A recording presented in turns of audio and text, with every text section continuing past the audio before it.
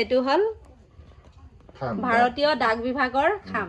ভাৰত চৰকাৰে তিনচুকীয়া জিলাৰ শদিয়া সমষ্টিৰ কৃষকসকলে উৎপাদন কৰা নেমু টেঙাৰ প্ৰতি সন্মান জনাই ভাৰতীয় ডাক বিভাগে ছপা কৰি উলিয়াইছে এটো খাম, যিটো আমাৰ ডাক বিভাগত প্ৰচলিত হ'ব আৰু যিটো আমাৰ অসমৰ কাৰণে বহুত বেছি সুখবৰ আৰু এইবিলাকে হ'ল আমাৰ গৌৰৱৰ বিষয়।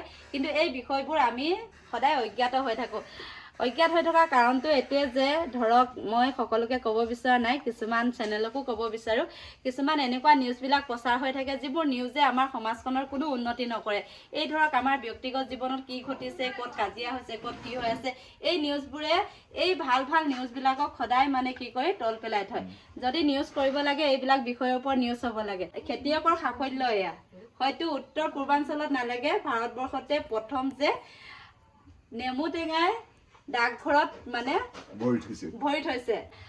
অসমীয়া টেঙা গাঁৱলৈ আহিহে কথাটো গম পাইছোঁ যে এই অঞ্চলৰ কৃষকসকলে এখন গল্ডেন চাৰ্টিফিকেটৰ লগতে 10 লাখ টকাৰ পুৰস্কাৰ পাবলৈ সক্ষম হৈছে আৰু কি খেতি কৰি পাবলৈ সক্ষম হৈছে তাৰ ওপৰত আজি এই ভিডিঅ'টো প্ৰস্তুত কৰিছোঁ।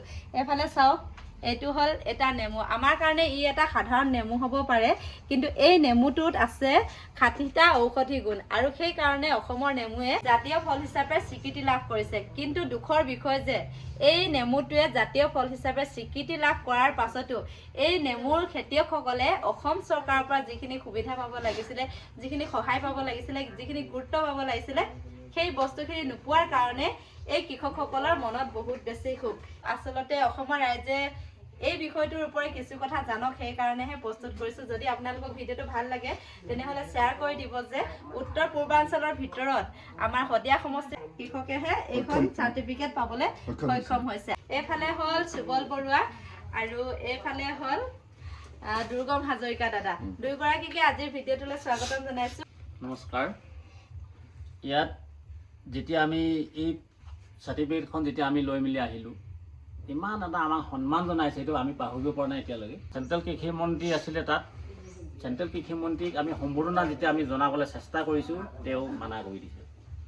ইমান ডাঙৰ এটা কথা কৈছে যে আমি কৃষকতকৈ ডাঙৰ হ'ব নোৱাৰোঁ, এইটো বহুত ডাঙৰ কথা এটা ক'লে। তেওঁহে আমাক সম্ভাষণ জনাইছে। অসম চৰকাৰে আমাক খুব ভালদৰে গুৰুত্ব দিব লাগে বুলি ভাবোঁ। আমাৰ মানে গোটেই শদিয়াবাসীলৈ দেই, অকল আমাৰ মানে আমি মানে অকল দিয়াকক থেপাবাৰী বুলিয়ে নহয়, ভাল ৰিজাল্ট এটা দিয়ক, ভাল এটা আমাক দিয়ক, গোটেই মানুহখিনি যাতে সংস্থাপিত হ'ব পাৰে তাৰে কামনা কৰিছোঁ।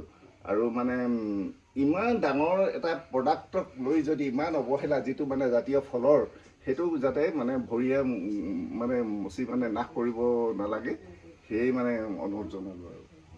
আৰু ইমানখিনি কষ্ট কৰাৰ পাছত, ইমানখিনি সাফল্য অৰ্জন কৰাৰ পাছতো চৰকাৰে এওঁলোকক ধৰক যি ধৰণে সুবিধা দিব লাগিছিলে, যি ধৰণে গুৰুত্ব দিব লাগিছিলে, যিখিনি এওঁলোকৰ প্ৰাপ্য, সেইখিনিৰ পৰা এওঁলোক বঞ্চিত হৈ আহিছে। গতিকে এওঁলোকৰ মনত বহুত বেছি এটা দুখ, এটা ক্ষোভ এটা লুকাই আছে। আৰু ময়ো চৰকাৰখনক অনুৰোধ কৰোঁ, আচলতে যেতিয়া আমাৰ কৃষকসকলৰ উন্নয়ন হ'ব, কৃষকসকলে উচিত মূল্য পাব, বজাৰ পাব তেওঁলোকে, তেতিয়াহে এখন ৰাজ্যৰ উন্নয়ন হ'ব। আমাক প্ৰথম যিটো প্ৰয়োজনীয় বস্তু হ'ল সেইটো খাদ্য।